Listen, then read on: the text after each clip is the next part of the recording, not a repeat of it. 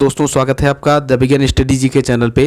SSC MTS के लिए दोस्तों लगातार चैनल पे दो सीरीज चलाई जा रही हैं, एक टॉप 20 क्वेश्चंस की जीके जीएस की और एक टॉपिक वाइज सीरीज, जिसमें टॉपिक वाइज आपको नदियां हैं, बांध हैं, संविधान के प्रमुख स्रोत हैं, इस प्रकार से दोस्तों विटामिन हैं, जो भी टॉपिक हैं छोटे छोटे उनको कवर कराया जा रहा है उस सीरीज़ के माध्यम से। और एक सीरीज़ दोस्तों टॉप 20 क्वेश्चंस की चलाई जा रही है, जो कि 5 से 6 के बीच में डेली आपको कराई जाती है शाम को। तो इस सीरीज़ में दोस्तों जो भी एसएससी के एग्ज़ाम्स अभी तक हुए हैं उन्हीं के सेलेक्टेड क्वेश्चंस आपको कराए जाते हैं, ताकि आपका बेनिफिट हो सके और आपको एक ना एक क्वेश्चन ज़रूर एग्ज़ाम में देखने को मिले। क्योंकि एसएससी दोस्तों ज़्यादातर जो आए हुए क्वेश्चंस होते हैं उन्हीं को रिपीट करके पूछती है, या फिर उन्हीं के आसपास के क्वेश्चंस को पूछा जाता है एसएससी के हर एग्ज़ाम्स में। तो सारी क्लासेस दोस्तों इससे पहले जो भी कराई गई हैं, बहुत ज़्यादा लंबी क्लासेस कोई है नहीं, 10-12 मिनट्स की हैं, तो आप चाहें तो बहुत ही कम समय में सारी क्लासेस देख सकते हैं, जिसका बेनिफिट आपको ज़रूर मिलेगा। एक ना एक क्वेश्चन आपको ज़रूर एग्ज़ाम में देखने को मिलेगा। तो आइए चलते हैं आज की क्लास की ओर बिना किसी देरी के। आज का जो पहला प्रश्न है वो है दोस्तों, सोहन संस्कृति किस संस्कृति का दूसरा नाम है? पूरा पाषाणकालीन संस्कृति, मध्य पाषाणकालीन संस्कृति, नवपाषाण संस्कृति या फिर ताम्र पाषाणकालीन संस्कृति। तो सोहन संस्कृति इसमें से किसको कहा गया है दोस्तों? जो पूरा पाषाण काल की संस्कृति थी उसी को कहा गया है। अगला प्रश्न देखते हैं। अगला प्रश्न है दोस्तों, भारत में पूर्व प्रस्तर युग में अधिकांश औजार बने होते थे स्फटिक के, सेलखड़ी के, गोमेद के या गोपमणि के। तो आपको पता होगा दोस्तों, भारत में जो पूर्व युग था उसमें अधिकांश औजार किसके बनाए जाते थे? स्फटिक के, यानी कि पत्थर के दोस्तों। ऑप्शन ए इसका बिल्कुल राइट हो जाएगा। अगला प्रश्न आपके सामने है, 10,000 धुआरों की घाटी कहाँ पाई जाती है? ये भी क्वेश्चन कई बार पूछा गया है। अलास्का में, भूमध्य सागर में, अंटार्कटिका में या हवाई द्वीप में? तो ये पाई जाती है दोस्तों अलास्का में। 10,000 धुआरों की घाटी कहा जाता है अलास्का को, जो कि यूएसए के अंतर्गत आता है दोस्तों, अलास्का प्रांत। ऑप्शन ए इसका बिल्कुल राइट है। अगला क्वेश्चन देखते हैं। अगला प्रश्न आपके सामने है, निम्नलिखित में से किस प्रकार के ज्वालामुखी में सर्वाधिक विस्फोटक उद्गार होता है? हवाई तुल्य, स्ट्राम्बोली तुल्य, पिलियन तुल्य ज्वालामुखी या वाल्केनियन तुल्य? तो सबसे ज़्यादा विस्फोट उद्गार पाए जाते हैं दोस्तों पिलियन तुल्य ज्वालामुखी में। ऑप्शन सी इसका बिल्कुल राइट हो जाएगा। अगला प्रश्न भी आपके सामने है, बस्तर में डंडारी नृत्य किस त्यौहार पर आयोजित किया जाता है? बस्तर जिला आप जानते हैं कहाँ स्थित है दोस्तों? बिहार के अंदर स्थित है, बिहार के अंदर।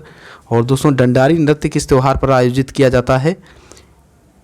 तो ये आयोजित किया जाता है दोस्तों होली के त्यौहार पर। ऑप्शन बी इसका बिल्कुल राइट हो जाएगा। अगला प्रश्न देखते हैं, देवदास बंजारे किस क्षेत्र से जुड़े थे? पंडवानी, पंथी नृत्य, धनकुल या ढोकरा नृत्य? तो देवदास बंजारे का संबंध है दोस्तों पंथी नृत्य से। ऑप्शन बी इसका बिल्कुल राइट हो जाएगा। कौन सा सही है? Option B. और पिंडवानी नृत्य भी दोस्तों कहाँ का है? छत्तीसगढ़ का है। और पंथी नृत्य भी छत्तीसगढ़ का है। तो ये दोनों छत्तीसगढ़ के नृत्य हैं। कहाँ के दोस्तों? छत्तीसगढ़ के।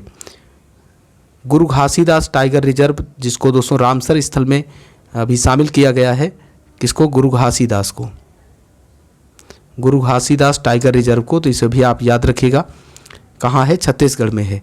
अगला प्रश्न देखते हैं। अगला प्रश्न आपके सामने है, शेखावटी के प्रसिद्ध नृत्य का क्या नाम है? शेखावटी क्षेत्र है एक राजस्थान के अंदर, उसका जो प्रसिद्ध नृत्य है, ये नृत्य है दोस्तों, वो कौन सा है? गीदड़ नृत्य। ऑप्शन बी इसका बिल्कुल राइट हो जाएगा। और राजस्थान का एक लोकप्रिय नृत्य है जिसका नाम है दोस्तों घूमर। ये भी कहाँ का है? राजस्थान का है। और राजस्थान में शेखावटी एक क्षेत्र है जहाँ का गीदड़ दोस्तों नृत्य प्रसिद्ध है। तो आप इसे याद रखिएगा। अगला क्वेश्चन देखते हैं, भारतीय संविधान की संरचना किस प्रकार की है? एकात्म, कठोर, कुछ एकात्म कुछ कठोर, संघीय? तो भारतीय संविधान जो है दोस्तों वो थोड़ा सा लचीला और थोड़ा कठोर संविधान माना जाता है। तो ऑप्शन सी इसका बिल्कुल राइट हो जाएगा, कुछ एकात्म और कुछ कठोर।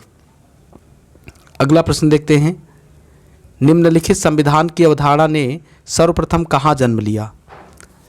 लिखित संविधान दोस्तों, निम्नलिखित नहीं, लिखित संविधान की अवधारणा ने सर्वप्रथम कहाँ जन्म लिया? मीन्स सबसे पहले लिखित संविधान कहाँ तैयार किया गया? फ्रांस में, यूएसए अमेरिका में, ब्रिटेन में, स्विट्जरलैंड में? तो सबसे पहले लिखित संविधान जो था वो दोस्तों कहाँ तैयार किया गया था? तो सबसे पहले जो लिखित संविधान तैयार किया गया वो संयुक्त राज्य अमेरिका में तैयार किया गया। ऑप्शन 20 का बिल्कुल राइट हो जाएगा।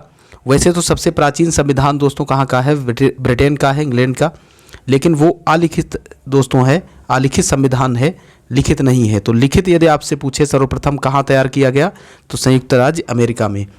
अगला प्रश्न देखते हैं, निम्नलिखित में से कौन मृत ज्वालामुखी नहीं है? चिंबा रोजे, कोह सुल्तान, मोना लोआ, देवमंद। इसमें से कौन सा मृत ज्वालामुखी नहीं है ये आपको बताना है। तो इसमें जो मोना लोआ ज्वालामुखी है दोस्तों वो जागृत ज्वालामुखी है, सक्रिय ज्वालामुखी है, ना कि मृत ज्वालामुखी। तो ऑप्शन सी इसका बिल्कुल राइट हो जाएगा। अगला प्रश्न देखते हैं। अगला प्रश्न है, पारंपरिक नृत्य शैलियाँ भवाई और कालबेलिया की उत्पत्ति किस भारत राज्य में हुई थी? पंजाब में, राजस्थान में, असम, उड़ीसा। तो कालबेलिया नृत्य और भवाई ये दोस्तों शैली जो हैं, नृत्य शैली हैं, ये किस राज्य से संबंधित हैं? तो इनका संबंध है राजस्थान से। ऑप्शन 20 का बिल्कुल राइट हो जाएगा। और काफ़ी बार पूछा गया है ये कालबेलिया जो नृत्य शैली है और भवाई शैली।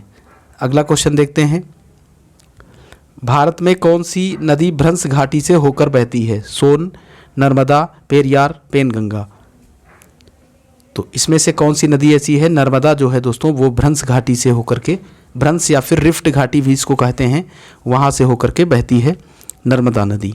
और नर्मदा का उद्गम कहाँ से हुआ है? अमरकंटक की पहाड़ी से। ये भी आप याद रखिएगा। अमरकंटक की पहाड़ियाँ कहाँ हैं? ये दोस्तों है एमपी के अंदर, मध्य प्रदेश में।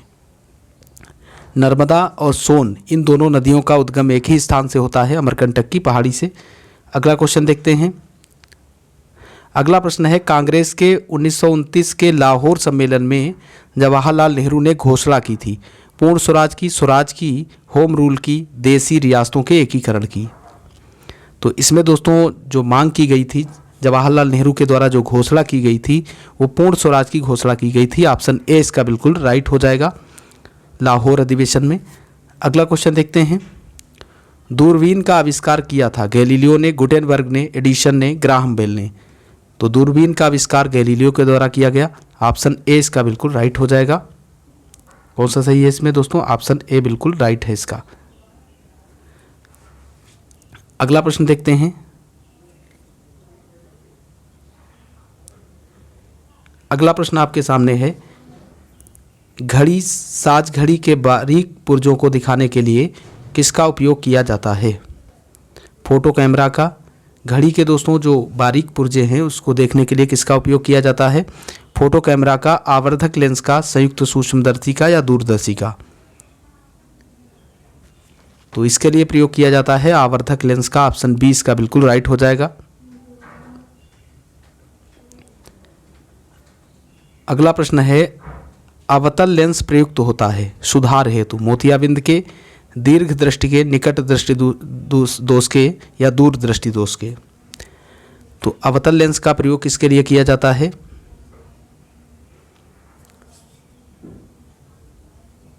तो अवतल लेंस का प्रयोग किसके लिए होता है दोस्तों? निकट दृष्टि दोष सुधार के लिए। ऑप्शन सी इसका बिल्कुल राइट हो जाएगा। अगला प्रश्न देखते हैं, चंद्रगुप्त मौर्य ने किसे पराजित कर मौर्य साम्राज्य की स्थापना की थी? शुंग को, पल्लव वंश को, चालुक्य या फिर नंद वंश को। तो चंद्रगुप्त मौर्य ने दोस्तों नंद वंश को पराजित किया था और उसके बाद में मौर्य वंश की स्थापना की थी। ऑप्शन डी इसका बिल्कुल राइट हो जाएगा। अगला प्रश्न है, प्याज किसका परिवर्तित रूप है? जड़ का, पुष्प का, तना का या फल का। तो प्याज जो है दोस्तों वो किसका परिवर्तित रूप है? ये दोस्तों तना का परिवर्तित रूप है। ऑप्शन सी इसका बिल्कुल राइट हो जाएगा। अगला प्रश्न देखते हैं, इनमें से हवा की नमी को किससे मापा जाता है? माइक्रोमीटर से, हाइग्रोमीटर से, थर्मोमीटर से या हाइड्रोमीटर से। हवा में उपस्थित नमी को किससे मापा जाता है? हाइग्रोमीटर से मापा जाता है, आर्द्रता को। ऑप्शन 20 का बिल्कुल राइट हो जाएगा। अगला क्वेश्चन देखते हैं, आज का लास्ट क्वेश्चन है, मोहम्मद गौरी की हत्या किसने की थी? मोहम्मद गौरी की हत्या की थी हाजरा ने, खोखर ने, युर्तवाल ने या इसमें से दोस्तों बलूची ने। तो इसमें से कौन सा राइट है ये आपको बताना है। तो मोहम्मद गौरी की हत्या की गई थी दोस्तों खोखरों के द्वारा। ऑप्शन बी इसका बिल्कुल राइट हो जाएगा। तो इसी के साथ आज की क्लास यहीं पे समाप्त होती है। आशा करता हूँ क्लास आपको पसंद आई होगी। यदि क्लास आपको पसंद आई है तो आप इसे लाइक कीजिए, और अभी तक आपने चैनल को सब्सक्राइब नहीं किया है तो चैनल को सब्सक्राइब करके चैनल से ज़रूर जुड़े, ताकि हर वीडियो की नोटिफिकेशन आप तक आसानी से पहुँच सके। पूरा वीडियो लास्ट तक देखने के लिए आपका बहुत बहुत धन्यवाद। जय हिंद, जय भारत।